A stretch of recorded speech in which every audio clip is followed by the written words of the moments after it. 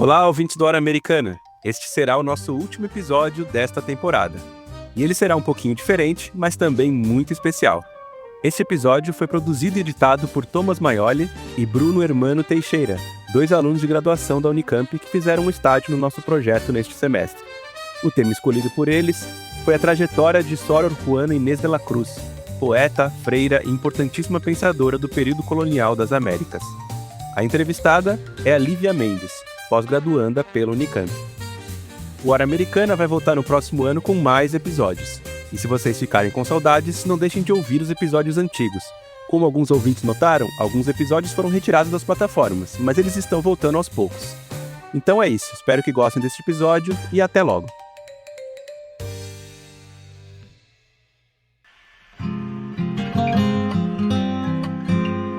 No convento de San José de las Carmelitas Descalças, a freira Sor Juana Inês de la Cruz conversa com a vice-rainha do México, Maria Luísa Condessa de Paredes, apelidada carinhosamente de Lizzie.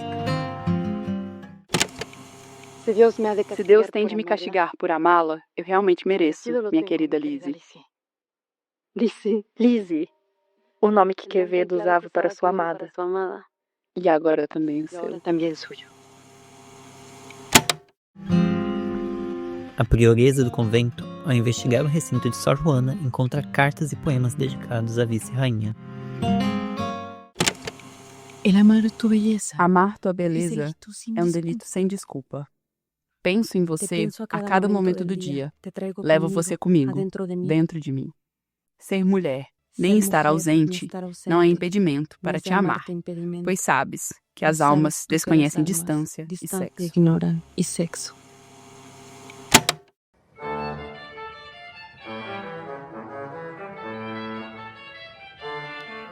Os áudios apresentados são trechos da série de televisão mexicana Juana Inês, coproduzida pelo Canal 11 e pela Bravo Filmes. A série se baseia na vida de Sor Juana Inês de la Cruz, freira e poeta mexicana do século XVII, figura canonizada e reverenciada no panteão do barroco mexicano. Contudo, apesar da posição de importância dada à freira e sua obra no mundo hispano, pouco se fala dela no Brasil. Em geral, predomina a imagem de Sor Juana enquanto uma freira lésbica, devido às suas relações próximas com as suas patronas, como a Condessa de Paredes, além de seus poemas amorosos dedicados a mulheres. Neste episódio, iremos nos aprofundar nessa figura fundamental do barroco mexicano, buscando entender melhor sua complexidade e as discussões que a cercam.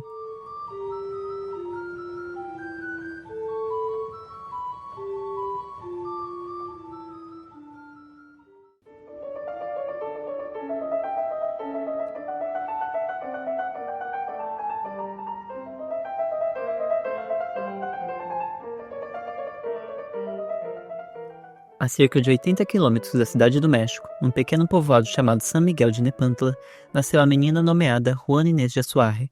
Descobertas mais recentes de uma certidão de nascimento indicam que ela nasceu em 2 de dezembro de 1648, na paróquia de Chimalhuacán, na época sob a jurisdição de Nepantla.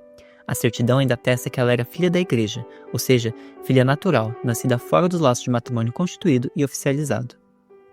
Juana era fruto do primeiro relacionamento de sua mãe, Isabel Ramírez, com Pedro Manuel de Azuarre, pai de 2 meio-irmãos de Juana, fruto de um casamento posterior. Sua mãe se casou com outro homem, anos mais tarde, e daria à luz a outros 3 meio-irmãos de Juana, filhos do capitão Diego Ruiz Lozano. A linhagem materna de Juana era, em sua maior parte, criolla, ou seja, descendente de espanhóis brancos nascidos na América. Sua família arrendava 2 fazendas, uma em Nepantla, onde ela passou os primeiros anos de vida, e outra em Panoyán, onde viveu durante o restante da infância. Nós sabemos muito pouco sobre essa fase da vida de Juana, e o que existe é bastante fragmentado. As principais informações vêm do padre Diego de Calleja, que chegou a se corresponder com ela algumas vezes e, mais tarde, escreveu um texto em sua homenagem, considerado sua primeira biografia ou até mesmo uma hagiografia. De acordo com Calleja, em determinado momento, Juana foi enviada para a casa de seu avô, Pedro Ramírez. Após a morte dele, ela foi levada para a cidade do México, onde passou a viver com sua tia materna e o marido dela. Ainda segundo o padre, foi nesse período que Juana estudou latim com o bacharel Martim Olivas, a quem dedicaria mais tarde um soneto acróstico, comparando Arquimedes.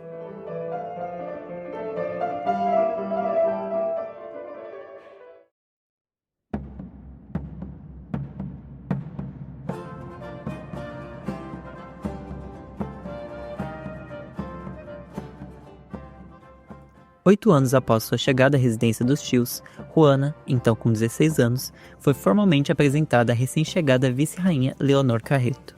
Nos primeiros dias após sua chegada, era costume entre as vice-rainhas que buscassem estabelecer relações com as mulheres pertencentes às linhagens mais nobres do reino, prática paralela àquela dos vice-reis em relação aos seus pares. Uma vez cumprida essa formalidade, as vice-rainhas solicitavam que jovens damas da colônia fossem encaminhadas ao palácio, a fim de ampliar seu círculo de acompanhantes. Foi nesse contexto que a jovem Juana Inês, filha de uma mulher do interior e com parentes abastados na capital, foi integrada à corte dos Mancera. A vice-rainha não escondia sua admiração pela jovem, admitindo-a como dama de companhia com o título de muito querida da senhora vice-rainha. Na aprovação que precede o volume Fama e Obras Póstumas de 1700, o mestre Padre Caierra, que já citamos anteriormente, relata: a senhora vice-rainha não podia viver um instante sem sua Juana Inês. Juana, como indicado por seus escritos, cultivou uma relação próxima com Dona Leonor, a quem dedicou diversos sonetos sob o pseudônimo poético de Laura, em homenagem à musa de Petrarca. Embora esses poemas tratem do tema do amor, eles geraram menos controvérsia entre os críticos do século XX, que os consideraram mais discretos em comparação com aqueles dedicados posteriormente a outra vice-rainha, Maria Luísa Gonzaga. Em 1667, Juana ingressou no convento de São José de las Carmelitas Descalças, aos 18 anos de idade. O mesmo documento que atesta este ingresso também conserva o registro de sua saída, 3 meses e 4 dias depois, sob a alegação de que Juana estava muito doente de tifo.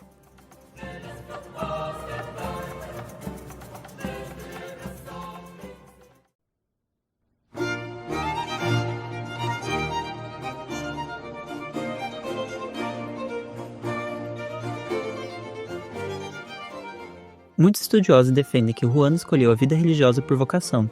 No entanto, é inegável que, naquela época, a vida religiosa era considerada uma ocupação nobre entre as poucas opções disponíveis para uma jovem com o perfil de Juana, frequentemente descrita como filha da igreja.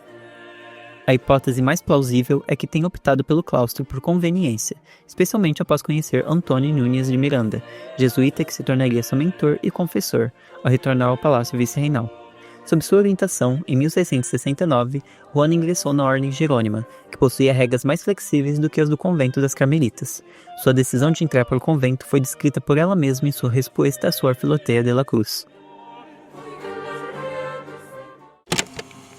Cujo primeiro respeito, como fim mais importante, fizeram ceder e submeter a serviço todas as impertinências do meu gênio, que consistiam em querer viver sozinha, em não querer ter ocupação obrigatória que impedisse a liberdade do meu estudo, nem ruído de comunidade que atrapalhasse o sossegado silêncio dos meus livros.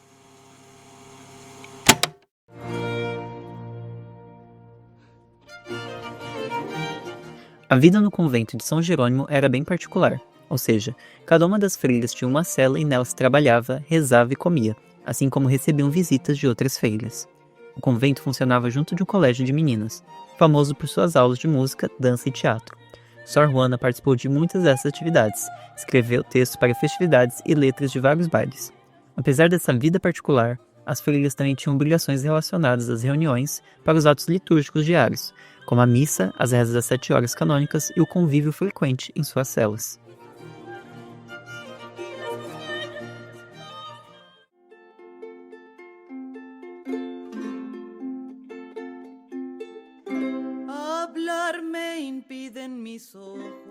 Em 1680, um novo vice-rei chegou à Nova Espanha. Em eventos como esse, tradicionalmente se erguiam arcos triunfais para recepcionar os novos representantes do rei.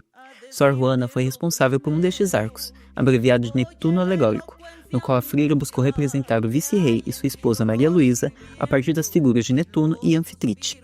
A boa impressão causada pela obra a aproximou do casal, especialmente da vice-rainha, a quem dedicou diversos poemas.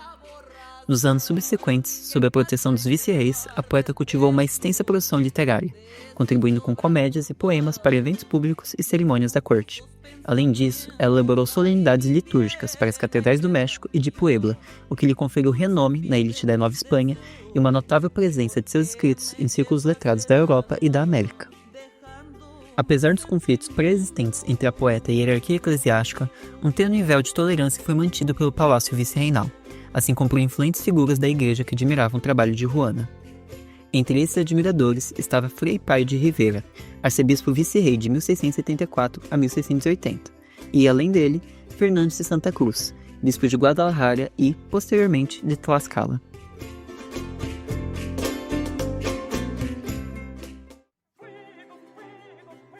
No final de novembro de 1690, na cidade de Puebla, surgiu um texto muito polêmico chamado Carta Atenagórica. Nele, Sor Juana faz uma crítica direta ao Sermão do Mandato, do padre Antônio Vieira, contestando a ideia de que a maior perfeição de Cristo estaria em sua ausência. Sua análise é totalmente baseada na lógica e na argumentação, chegando até mesmo a classificar o discurso de Vieira como sofístico. Não sabemos exatamente a proporção da controvérsia, mas, pela resposta a Sor Filotea de la Cruz, entendemos que muitos religiosos se envolveram na discussão, tanto apoiando quanto criticando. Nessa resposta, Sor Juana demonstra preocupação com as consequências e afirma que não queria problemas com o Santo Ofício. Mesmo com tentativas do clero de controlar a situação, as críticas não diminuíram. Não sabemos ao certo o que levou Sor Juana a abandonar as letras, mas sabemos, pelos textos escritos pela freira, que sua situação nos anos seguintes à controvérsia não foi nada fácil. O fato é que a poetisa renunciou à escrita, à música e aos livros nos anos seguintes à polêmica da Carta Atenagórica. Juana morreu muito jovem, aos 47 anos, depois de contrair uma doença enquanto cuidava de algumas irmãs doentes durante uma praga que assolou seu convento, em 17 de abril de 1695.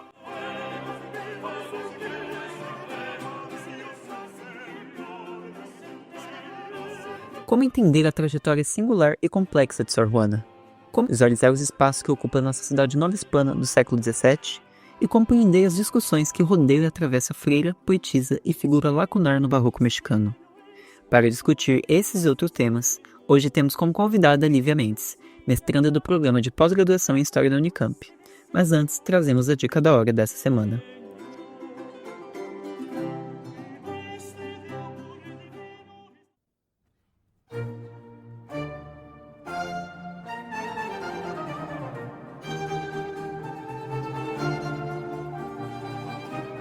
Para quem deseja conhecer mais sobre Sor Juana Inês de la Cruz, para além dos poemas mais citados e dos rótulos simplificados, Armadilhas da Fé é um dos estudos mais completos e instigantes sobre sua trajetória.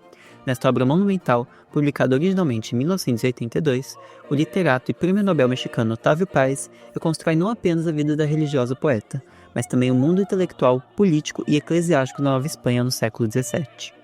Paz conduz o leitor por uma investigação rigorosa, cruzando documentos, cartas, tratados, poemas, disputas teológicas e ecos culturais da época. Seu retrato de Sor Juana evidencia uma mente extraordinária, profundamente dedicada ao estudo, à escrita e ao pensamento, capaz de transitar com domínio entre poesia, filosofia, ciência, música e teologia. O livro não se limita a narrar fatos. Ele discute as tensões que definiram a vida de Sor Juana, entre fé e razão, silêncio e expressão, disciplina religiosa e liberdade intelectual. Paz analisa como essas forças, externas e internas, acabaram moldando tanto sua produção literária quanto o doloroso desfecho de sua trajetória pública.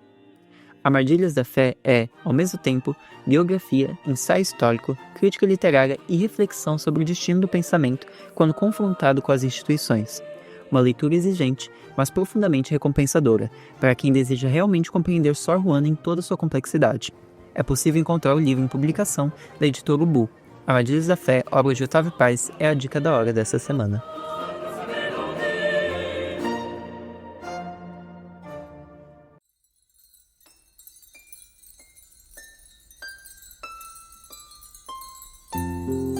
Você está ouvindo o Hora Americana.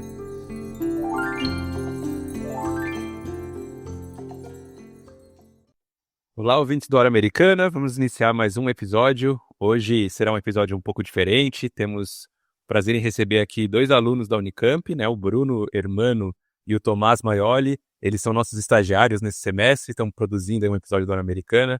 Então sejam muito bem-vindos, Bruno e Tomás, ao Hora Americana. E hoje a gente vai entrevistar a Lívia Mendes, que é especialista em Sor Juana, personagem super importante da história colonial americana. Então seja também muito bem-vinda, Lívia, que é mestranda em História pela Universidade de Campinas também, pela Unicamp. E o Bruno vai começar então com a primeira questão. Acho que seria interessante iniciarmos a conversa pensando na escolha que a Sor Juana faz pela vida conventual no convento de São Jerônimo. É possível identificarmos quais foram os fatores que a fizeram escolher o convento como espaço de liberdade intelectual? É possível sim, Bruno. Desde muito jovem, a Sor Juana ela demonstrava uma curiosidade pelo conhecimento, né? Ela aprendeu a ler ainda criança, ela estudou latim e aprendeu em 20 sessões, né, com Martim de Olivas, e ela tinha uma sede de saber que realmente destoava um pouco tanto da educação feminina tradicional, e era acima da média mesmo para qualquer pessoa. Na sociedade novohispana do 17, as mulheres elas tinham caminhos relativamente restritos. E o convento era, para Sor Juana, uma das poucas alternativas viáveis para viver de acordo com esse desejo por aprendizagem, né? E um dos textos mais famosos dela, que é a Resposta a Sor Filotea de la Cruz, ela vai dizer que ela escolheu o convento porque ela queria o sossego dos livros, né? Então, a liberdade para poder estudar. Eu consigo ainda pensar em alguns outros fatores que são menos hegemônicos na historiografia, mas que também fazem sentido. Como o fato da certidão de nascimento dela acessar que ela era filha da igreja, né? Ou seja, ela nasceu fora dos laços de matrimônio constituído e oficializado. Então isso dificultava os caminhos tanto para o matrimônio quanto para os votos religiosos. Tanto que ela mentiu para poder entrar no convento das Jerônimas, né? Ela disse que ela era filha legítima. Um movimento que talvez fosse mais difícil de falsear no matrimônio. Tinha ainda a questão do dote, né? Então, o dote do convento girava em torno de 3 a 4 mil pesos para a época, que é um valor bem elevado, e ela consegue ter o dote pago pelo Pedro Velázquez de La Cadena. Vão ter algumas discussões sobre o porquê ele faz o pagamento desse dote, mas a grande parte dos historiadores que pesquisam Sor Juana costumam concordar que o Nunes de Miranda, que era confessor da Sor Juana, teria pavimentado o caminho e pedido, né, para que o Pedro Velázquez pagasse esse dote. Então, há alguns motivos que faziam sentido ela ter ido para o convento, além da escolha pela vida intelectual. Ao escolher, ela fez ainda uma opção que era consciente e estratégica, né? Ali ela teve uma relativa autonomia, ela pôde montar a própria biblioteca dela, ela recebia visitas intelectuais e de patronos, ela trocou cartas e se dedicou à escrita durante toda a vida.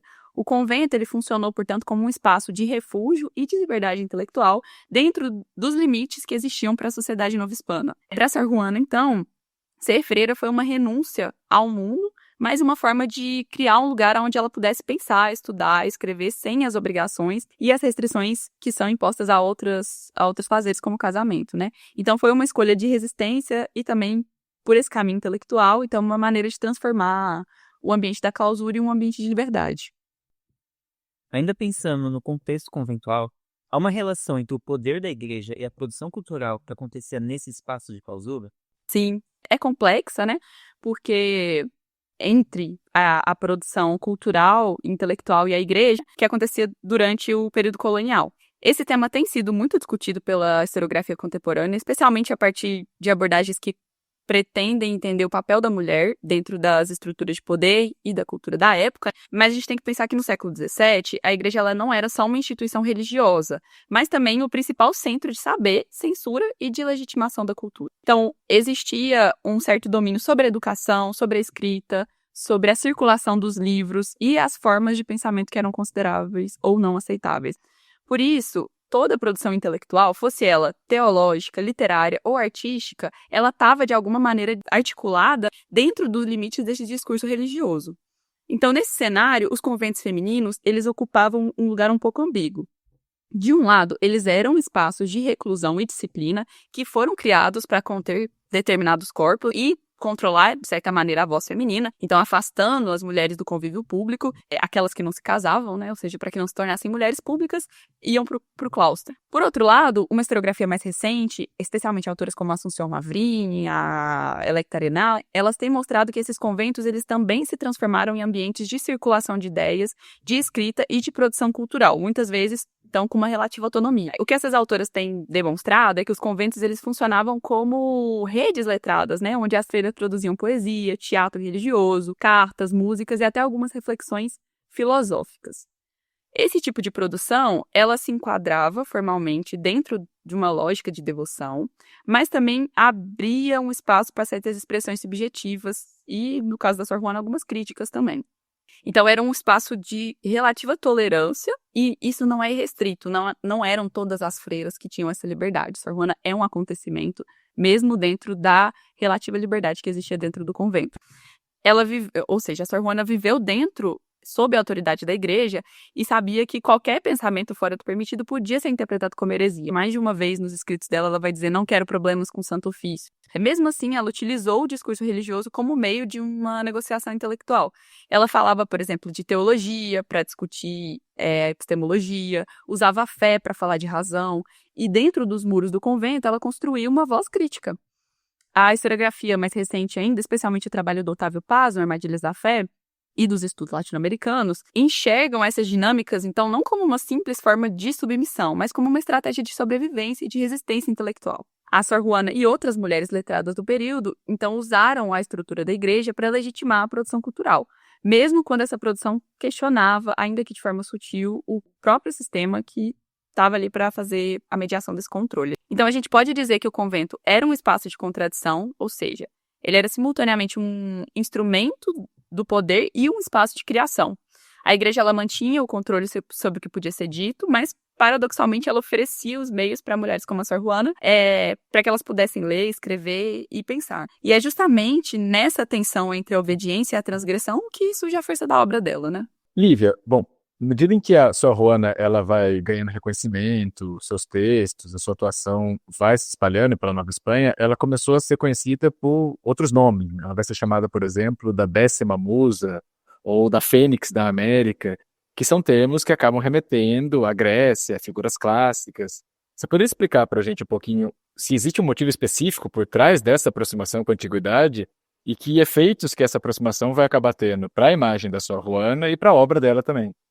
Então, a aproximação da Sor Juana com figuras da antiguidade, 10ª Musa ou Fênix Mexicana, tem um significado que é mais do que só elogioso, né? É também literário. Esses títulos, eles revelam tanto o modo como ela foi recebida pelos contemporâneos, né? Então, pessoas que conviviam com ela, quanto pela forma como a posteridade construiu a imagem dela como símbolo intelectual e artístico.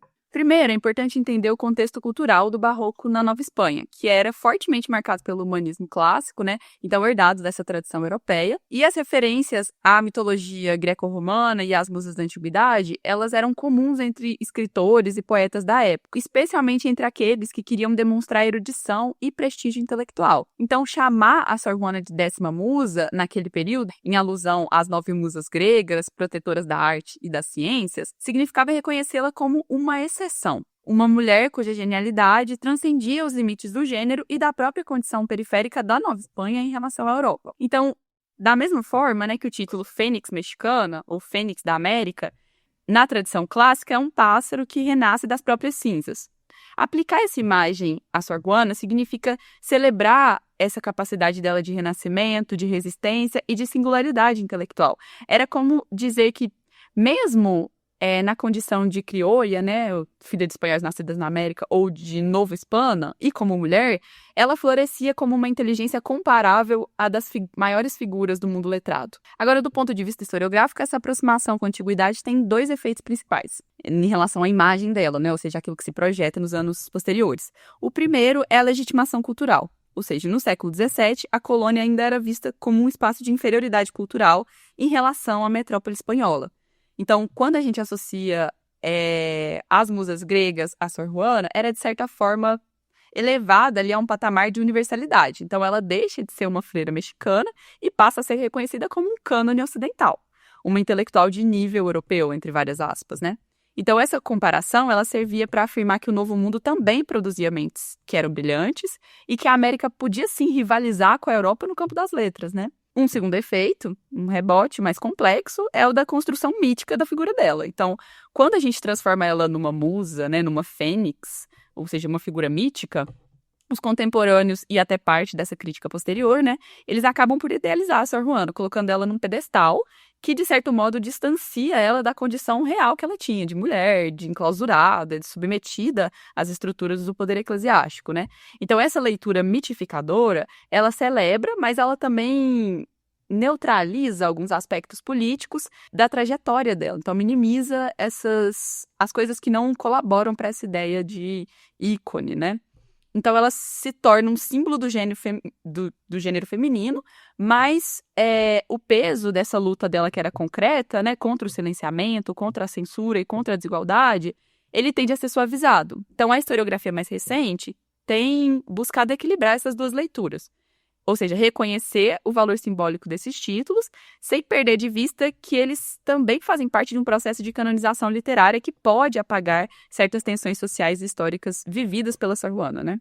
Então, para resumir, a aproximação com a antiguidade ela funcionou na época como uma forma de consagração, então um modo de inserir a Sor Juana no panteão das grandes mentes da história, mas, em contrapartida, criou uma imagem idealizada que separa da realidade dela como mulher, como freira, né? E por isso, hoje, quando a gente estuda, é importante considerar tanto a dimensão simbólica quanto o contexto histórico que ela habitou, né? Então, uma mulher que, ainda confinada, né, construiu para si um lugar de fala e de saber que desafiava as estruturas do tempo.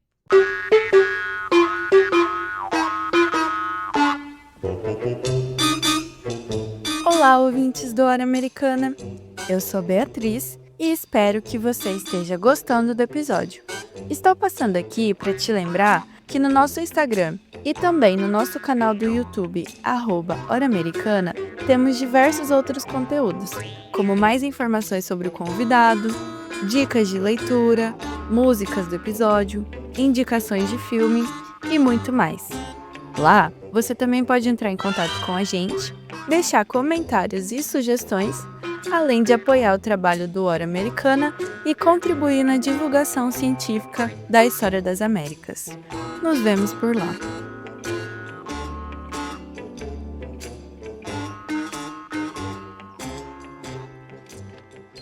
Como ficou evidente na questão anterior, a Sor Juana ela pode ser compreendida como uma figura proeminente na sua época.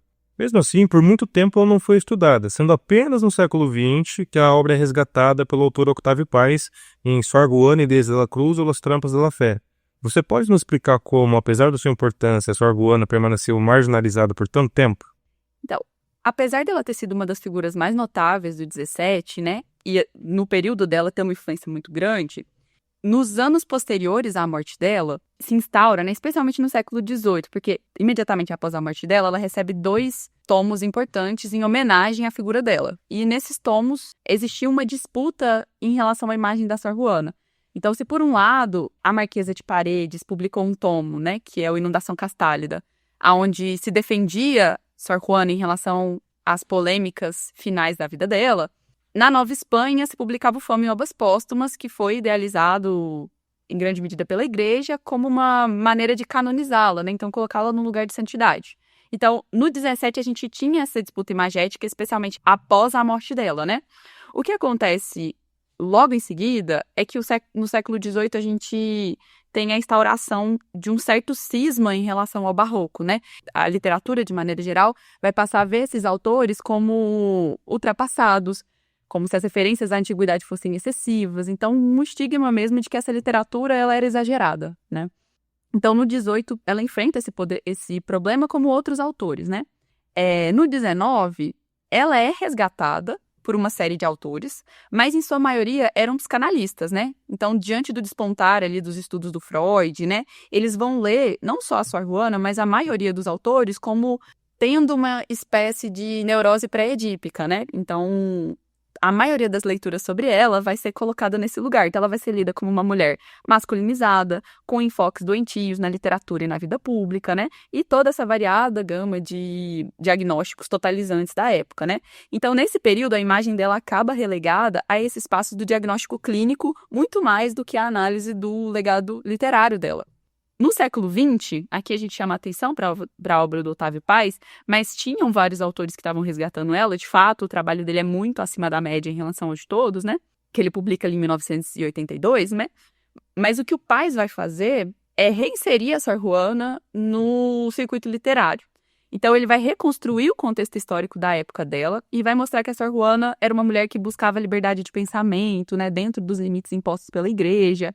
Ele vai interpretar a vida e a obra dela como uma luta constante entre o desejo de saber e as armadilhas da fé institucional e vai revelar ali uma figura muito complexa para a crítica moderna, né? Então, a partir daí, a Sor Juana passou a ser reconhecida não só como uma grande escritora barroca, mas também como uma precursora desse dito feminismo, né? Apesar dessa leitura ter várias questões, né?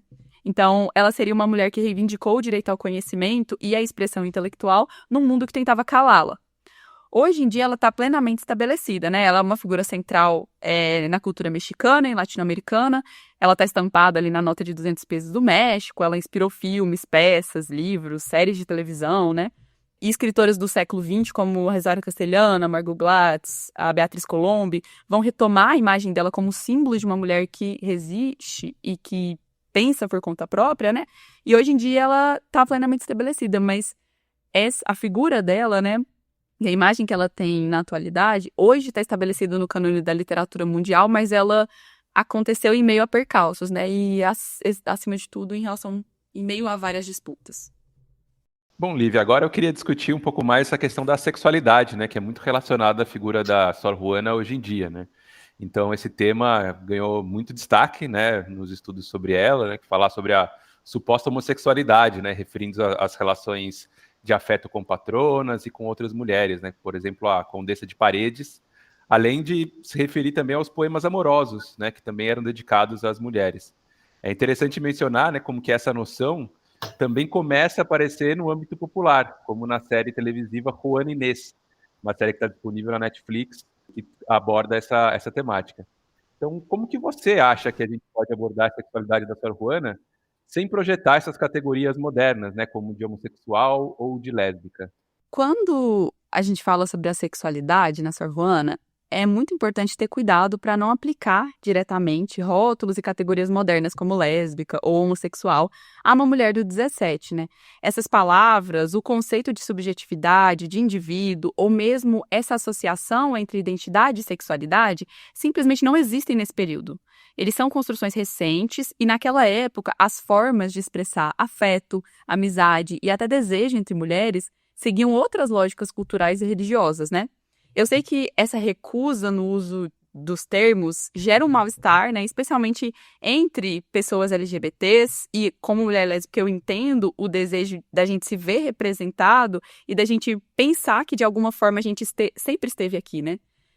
Mas, do ponto de vista da história, esses conceitos, eles são muito específicos de cada civilização e de população. Então, empregá-los para o passado é um movimento muito delicado. E, então, quando a gente atribui certas classificações que são nossas, a gente está condicionando o passado a um olhar que é anacrônico, ou seja, que não dá a esses sujeitos uma leitura que é própria de sua época. Então, ao invés de tentar definir Sor Juana dentro dessas categorias, eu penso que o mais produtivo é a gente ler os seus textos como expressões autênticas de afeto, de admiração e de paixão, entendendo que a linguagem amorosa e espiritual do Barroco permitiam um jogo simbólico muito mais fluido entre o amor divino, a amizade e o desejo humano do que hoje em dia nós estamos acostumados, por exemplo. A relação da Sor Juana com a Condessa de Paredes, a Maria Luísa Manrique de Lara e Gonzaga, ela era profundamente afetiva, amorosa e marcada por uma ternura e por devoção. E nos poemas que ela escreve a Condessa, existe uma intensidade emocional que pode sugerir amor, mas que também tem traços de amizade espiritual, de vassalagem, que são próprios do Barroco, né? Que é um tipo de laço muito valorizado no mundo religioso e literário do período.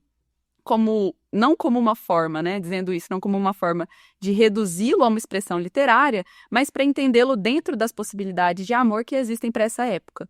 Então, eu acho que é mais interessante olhar esses afetos sem tentar encaixá-los em categorias contemporâneas, procurando entender como que a Sor Juana encontrou na escrita uma forma de expressar amor, desejo e admiração dentro dos limites do tempo dela. Seguindo nessa linha, né, do que você já colocou, pensando nessa questão, né, da paixão, da intensidade que estão contidas nos poemas amorosos dela, essas expressões podem ser lidas como parte de uma expressão de um desejo? Como que a gente pode ler essas questões? Isso é um debate, né? Para mim, sem dúvida, a gente pode ler como paixão ou intensidade e como expressão do desejo. Mas o que eu acho que é importante entender é que o desejo ele não precisa ser só físico e sexual. Ele pode ser um desejo por beleza, por inteligência, por liberdade, por conexão emocional e espiritual. E eu acho que os poemas amorosos da Sor Juana, eles são cheios de emoção, de ambiguidade, de ironia, de contradição. Ela escreve sobre o amor como algo que eleva e ao mesmo tempo que atormenta. Então, algo que dá prazer e que causa sofrimento, uma espécie de Eros que é doce amargo por natureza.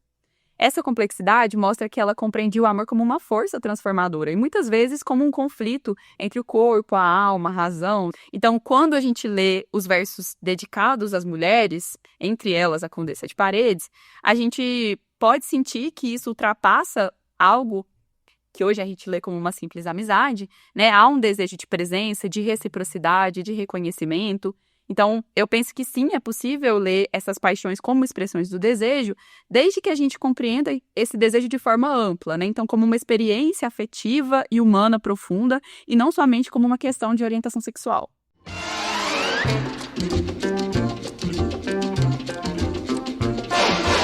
Você está ouvindo o Hora Americana.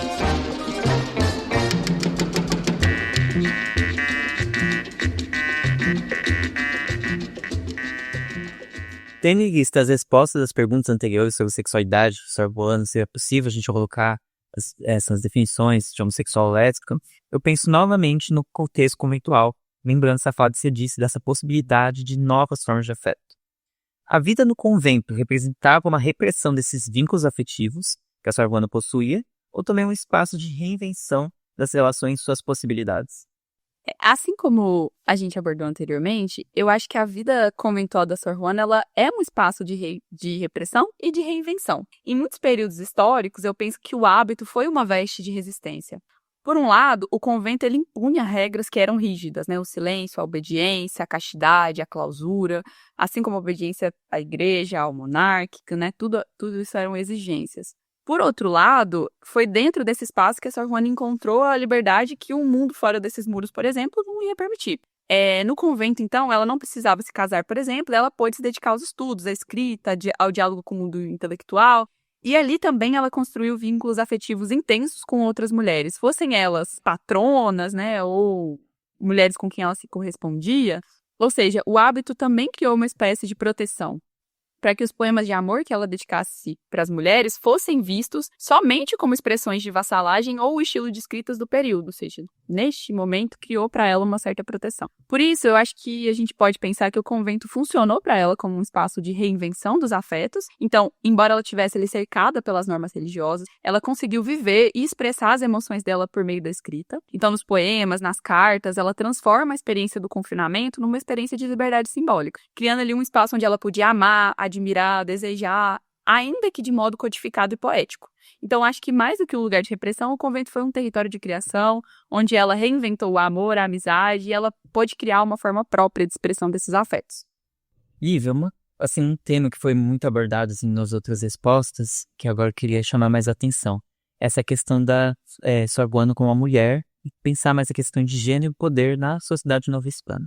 Um dos textos mais famosos da Sor Juana é o Resposta a Sor Filotea, em que a poetisa faz uma defesa do direito feminino ao saber. A gente pode entender essa sua crítica apenas como religiosa, intelectual, ou também como uma crítica política? Bom, resguardadas as proporções, né, a crítica da Sor Juana ela pode ser vista em muitos níveis, tanto religiosa quanto intelectual, e eu penso que também profundamente política. É verdade que ela se expressava dentro dos limites dos discursos religiosos, né? Então, que era uma linguagem e o espaço que eram permitidos para ela. Assim como é preciso entender que ela estava fortemente atrelada aos seus mecenas e, portanto, era uma grande elogiosa de algumas instituições monásticas, como era comum a tradição literária da época. Todos os grandes, o Góngora, Quevedo, o próprio Lope de la Vega, né? Eram, de alguma maneira, muito elogiosos dos monarcas. Mas o conteúdo do que ela escreve vai muito além disso. Na resposta, por exemplo, ela vai defender o direito das mulheres de estudar, pensar e de expressarem suas ideias. Ao fazer isso, ela estava questionando diretamente essas estruturas, né? E, de fato, é uma proposta disruptiva para a época. Eu discordo um pouco das leituras que veem nisso algo como um feminismo ou proto-feminismo, né? Como gostam de dizer alguns pesquisadores. Eu penso que é uma observação crítica da realidade que ela viveu. Ela defende... Neste texto, né, por exemplo, ela vai dizer que as mulheres excepcionais deveriam ter direito e acesso à educação. Nesse sentido, ela está defendendo o direito dela, né, e não necessariamente uma defesa ampla e restrita dessas ideias. Ainda que seja dentro desses limites do que é possível para uma monja como ela pensar, era sim algo disruptivo. Ela vai dizer, nesse mesmo tempo, que se a intelectualidade é um pecado, se não são então pecadores, Agostinho, Santo Tomás de Aquino, né, e tantos outros santos doutos, que é uma crítica um tanto como sofisticada e arriscada. Existem ainda outras nuances do discurso dela que eu acho que são muito poderosos. Se por um lado, por exemplo, ela dominou o latim e a linguagem que era rebuscada do barroco, por outro lado ela escreveu textos que misturavam o espanhol e o náhuatl, assim como ela escreveu vilancicos, nesse estilo tocotim, né, que a gente fala. Tocotim é uma espécie de dança asteca, né? Ela escreveu nesse estilo também. E num segundo momento, ela também faz uma crítica à conquista, né? Como o professor Luiz Estevão evidenciou no Pátria Mestiça, existe na intelectualidade crioula do período, e portanto da monja também, né, uma tentativa de se afastar da figura do indígena vivo, enquanto se construíam para si, né, um passado que remontava ao passado asteca, esse passado dos grandes impérios, né? Mas a Sor Juana, em muitos momentos, vai criticar a Europa. Num texto particularmente áspero e irônico que ela dedicou a Maria Guadalupe de Lancaster e Cárdenas, que era duquesa de Aveiro, além dos elogios à beleza e à inteligência da duquesa, a monja vai dizer, né, que nasceu na América abundante, como patriota do ouro, terrâneo dos metais, né, onde o sustento comum é dado de graça e que nenhuma outra parte do mundo se ostentam tão generosa mãe terra. Então, da comum maldição, ela vai dizer, parece que nascem livres os seus filhos, pois o pão não custa o esforço e o suor. Que a Europa o diga melhor, pois já fez isso há tanto tempo, né, que insaciável das suas abundantes veias, dessangra os minerais e aqueles a quem o doce loto de suas riquezas faz crescer os próprios ninhos, desprezar os lares pátrios, pois entre aqueles que a viram, né, a América, se veem claros os sinais de vontade nos que ficam e de violência naqueles que partem, ou seja, ela está se apresentando como uma mulher nascida numa América abundante e observa que ninguém conhece tão bem a generosidade desinteressada do continente americano quanto a própria Europa, né? Então, que estava ali insaciável há séculos e drenando os minerais dessas veias abundantes da América, né? Esse conceito, né, é tanto uma crítica política, né? Ainda que sejam ideias difíceis da gente adaptar a uma noção de luta ou de ação pública, né? Mas a escrita dela tem um caráter crítico para as questões que são políticas, sociais e que, de alguma maneira, estavam em contraposição a esses poderes, né? Então, escrever para ela foi uma forma de afirmar a voz e a autonomia nesse mundo que, de alguma maneira, tentava silenciá-lo. Outra noção também foi evocada várias vezes durante esse episódio, foi o da intelectualidade. Durante o Unicamp Portas Abertas esse ano, UPA, você participou de uma atividade do Grupo de Estudos da América da Unicamp, que falava sobre as mulheres intelectuais na América Latina, na qual você apresentou a Sor Juana como uma mulher intelectual. Você pode nos explicar o motivo por trás dessa escolha, tendo em vista os debates que existem sobre a periodização do termo intelectual? Eu acho que eu não sou dos estudos da história intelectual, né, especificamente, então na minha pesquisa, por exemplo, eu não debato necessariamente a questão da Sor Juana ser ou não uma intelectual, e acho que nós temos pesquisadores aí que dedicaram as vidas deles a definirem o que é um intelectual, né, e é verdade que o termo intelectual, como a gente entende hoje, é moderno, ele vai se consolidar ali no século XIX, especialmente com figuras públicas que usam o pensamento e a escrita como forma de intervenção social, né. Mas mesmo antes dessa definição formal, já existiam pessoas que exerciam esse papel de pensar criticamente a sociedade, o poder e o conhecimento, e eu penso que a Sor Juana é um exemplo disso. Eu acho que do ponto de vista conceitual, não é possível pensá-la dessa forma. No caso da UPA, né, existia ali um propósito de apresentá-la dessa maneira, que tinha ali como intenção reconhecer a natureza reflexiva, contestadora da obra dela para um público que fosse amplo, né? Então, ela não somente escrevia poesia, como ela elaborava argumentos, questionava o lugar da mulher, discutia filosofia, teologia e ciência. Então, ela pensava o mundo e o lugar dela dentro desse mundo. Nesse caso, portanto, a nossa tentativa não era pensá-la como uma intelectual, mas mostrar que a produção e o pensamento crítico e autônomo não começou na modernidade europeia, mas também aconteceu, e muito fortemente, nas Américas e nas vozes de mulheres como a Sor Juana. Durante esse episódio, eu acho que uma das coisas que mais ficaram aparentes é de como a vida da Sor Juana é intrigante e singular, justamente pela posição que ela tem enquanto uma mulher que optou pela vida conventual no México do século de ouro. Você pode explicar pra gente como a trajetória da Sor Juana reflete os limites e possibilidades de uma mulher intelectual na Nova Espanha? Os limites, eles eram claros, né? Ela vivia numa sociedade profundamente hierarquizada, marcada pela violência da conquista, em que o estudo era um privilégio masculino e que a igreja estabelecia vínculos muito rígidos e critérios morais e sociais, né? Especialmente para as mulheres. É importante lembrar que a Sor Juana ela foi censurada, criticada e no fim da vida ela foi pressionada a abandonar a escrita e relegada ao silêncio. Isso mostra como a figura de uma mulher que é sábia, que é questionadora, ela era vista como uma ameaça. Mas, por outro lado, a trajetória também revela as brechas que eram possíveis de se criar dentro desses sistemas. Ao entrar no convento, então, a Sor Juana conseguiu escapar das obrigações do casamento e ela conquistou um espaço de relativa autonomia. Ela estava ali cercada de livros, ela pôde estudar, escrever e se corresponder com intelectuais da época. O convento, então, que pra gente parece um lugar de clausura, se tornou um refúgio do pensamento e da criação. E ela conseguiu transformar essas limitações na potência. Ela usou a linguagem da fé para questionar a própria fé, o espaço de clausura para produzir uma obra que ecoa até hoje. Ela usou o claustro para amar e falar do amor que tinha por outras mulheres por meio da poesia. Então eu acho que a vida dela mostra que mesmo em contextos de repressão, de silenciamento e de negação das nossas existências e dos nossos amores, é impossível silenciar as ideias, a escrita, a poética e a intelectualidade. Como ela mesma disse num texto célebre, ela veio nesse mundo para entender e não para obedecer. E essa recusa é uma capacidade intelectual sem precedentes que deixou marcas profundas na história da cultura do México e da literatura como a gente conhece hoje. Ótimo, Lívia. Muito obrigado pela entrevista. Ficou excelente, né? A Sor Juana é realmente uma personagem apaixonante, né? Fascinante, né? Ela é fantástica. E muito bom também, né, ter essa visão dessa perspectiva sobre a história colonial, né, que às vezes a gente vê de uma forma muito chapada, né, vê de uma forma muito simplificada, né, uma história tão rica, tão cheia de personagens, de possibilidades de pesquisa, que às vezes a gente, quando olha muito nessa visão, né, muito do século XIX, né, olhar para a história colonial como essa época muito obscura, né, a gente acaba perdendo de vista toda essa riqueza aí da história colonial americana, né, e desses personagens extraordinários. Então, muito obrigado pela sua presença aqui no Hora Americana. Eu que agradeço, gente, pela oportunidade de compartilhar um pouco sobre a vida e sobre a obra da Sor Juana Inés de la Cruz. Foi uma alegria participar da Hora Americana. Eu agradeço ao Calil e ao Caio pelo convite generoso e pela conversa. Eu agradeço também ao Bruno Hermano por ter me incluído como parte do trabalho final dele do estágio. É uma honra fazer parte desse percurso. Muito obrigado a todos e todas que nos ouviram e até a próxima.